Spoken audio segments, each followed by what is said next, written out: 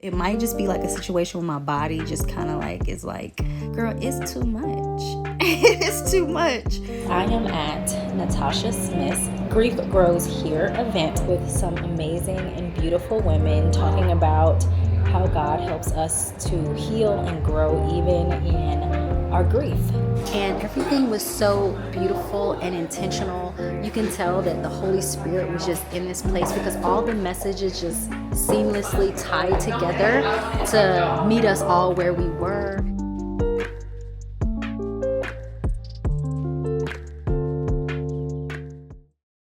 Welcome back to another beloved studio vlog. This week has actually looked a little different for me. A few days ago, we laid to rest my husband's grandmother, Christine, a woman who deeply loved, gave generously, and left a mark on everyone she encountered. We miss her deeply. And grief, well, it has a way of slowing everything down, and I'm letting it. I'm coming back to work this week with a lot of grace for myself, moving slow, being gentle, and honoring where I am. But here's a thought that keeps me going. In one of our last visits with Grandma Christine, right before we left, she called me back to her bedroom. She pulled out her checkbook and slowly and intentionally wrote out a check to give to me for beloved women. She handed it to me with so much love and support. She believed in this work. She believed in beloved women. So even though grief is heavy right now, her love and support are propelling me forward. And I couldn't think of a more beautiful reason to keep going. So here we are, slowly and intentionally getting back to this work with a very full heart. I really considered not showing my face in this entire vlog because I feel so sleep deprived.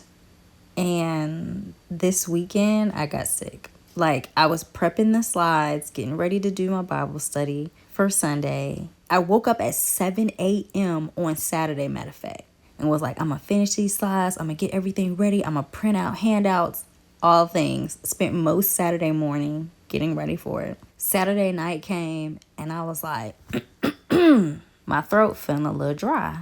You know the feeling. And I was like, man, let me get some tea. Get some tea. I start feeling worse. Then I get that body ache feeling. I was like, Donald, I think I'm coming down with something. He was like, oh no. I fell asleep on the couch probably like 8. Like, I was done. And then I went to bed. But by the time I went to bed, I knew I was like down for the count. So I just think with everything that's been going on, I don't even know if it's like a cold. It might just be like a situation where my body just kind of like is like, girl, it's too much. It's too much. So now, it's the end of April. I'm a month behind teaching this Bible study series at my church because of Grandma Christine's passing. Then I missed church on Sunday because I was sick. So I'm like a month behind, which means I would have to push this out until June. I do not plan on teaching in June because that's when kids are home, summer break. I need to be done. So we're thinking about maybe pushing it back until the fall, or maybe I'll do like an abbreviated version for May. I don't know. But here's the thing. I was listening to the Lazy Genius podcast. I love her, by the way. And she was saying it's about to be May.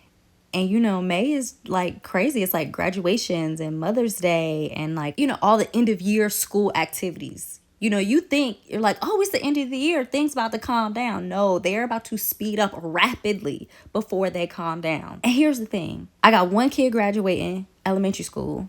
I got another kid graduating middle school. So we have pretty big milestones, not to mention family graduations, all things. And so she called May-cember. Because it's just like a really hectic, in a good way, type of month. And I'm already like borderline burnt out. I'm going to say borderline. So the past few days, as you can see, I'm on the couch. Well, yesterday, Donald took the kids to school because I was still not feeling well. Yesterday was Monday. And I just relaxed. I was in the bed most of the day. I did organize my nightstand just because when I'm not feeling well, I like to clean up because it makes me feel better. Am I the only one? Is that weird? And I don't know, you ever clean something up and then when you look at it, it makes you feel good like, it's all nice and organized now. So anyways, that was pretty much my day yesterday. I did cook a little bit of dinner. And today I thought I was going to work today, but when I got home, I was like, what does your body want to do? I was like, my body wants to sit on the couch. So that's what I did. And that's what I'm still doing. I am about to do my hair. It's well overdue. I'm going to retighten it. I actually enjoy retightening my hair, because I watch my vlogs and my YouTube and listen to podcasts, and I just get an opportunity to do something for myself. So I'm going to do that and probably just rest for the rest of the day. And maybe I'll come back when I have some more exciting things going on. I don't want to say it's funny. I want to say it's always interesting to see how God works and moves, because this Saturday I'm actually speaking at a conference hosted by my friend Natasha Smith, her Grief Grows Here Summit, 3 weeks after Grandma Christine passed. It's like God knows, like the grief that I'll be going into that conference with will be very fresh. And so I don't think it's by accident that it was planned this time, and I'm excited to be there and to serve with Natasha. She has an amazing ministry. Check her out if you are navigating grief or know someone who is. She's a well of resources for anybody going through loss, for sure. So I'm glad to just be in her presence this weekend with all the other amazing speakers, and I'll probably try to get some footage there, but hopefully I'll be back before then. We'll see. I'm just really trying to take it easy this week, which is hard for me to do. I was telling Dawn last night, I was like, I don't like not feeling well because it slows me down. And I like the fast life. I like to be busy and have all things going on. Like, I like that pace, even though I'll complain about it sometimes. But for the most part, I would rather have things to do than not do. But I understand that my body is saying, girl, as my mother would say, you better sit down somewhere. So that's what I'm doing right now.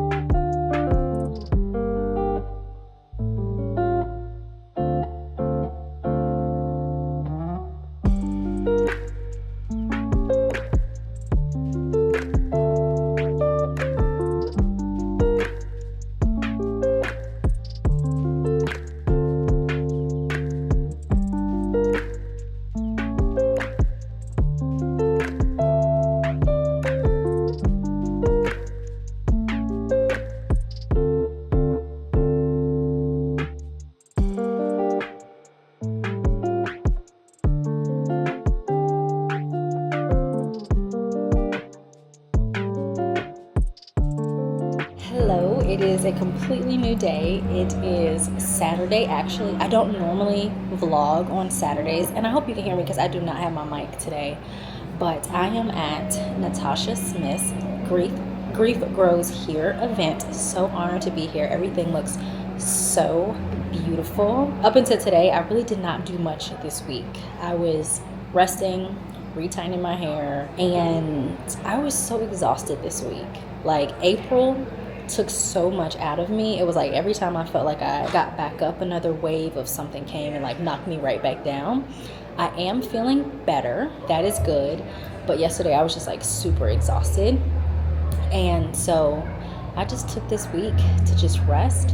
But it is nice to end it here at this beautiful event with some amazing and beautiful women talking about how God helps us to heal and grow even in our grief.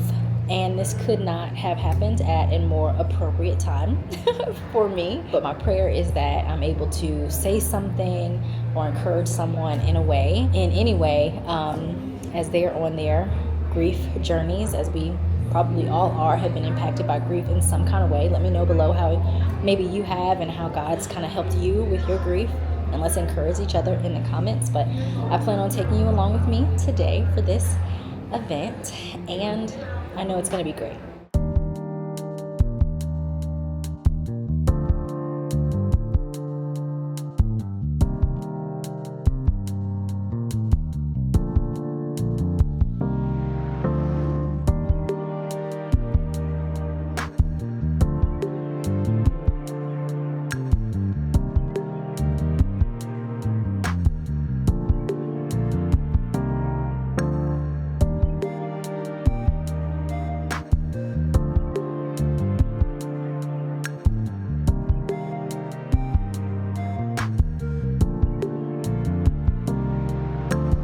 the Apostle Paul. He lists out all his accomplishments, and he's saying it's all rubbish.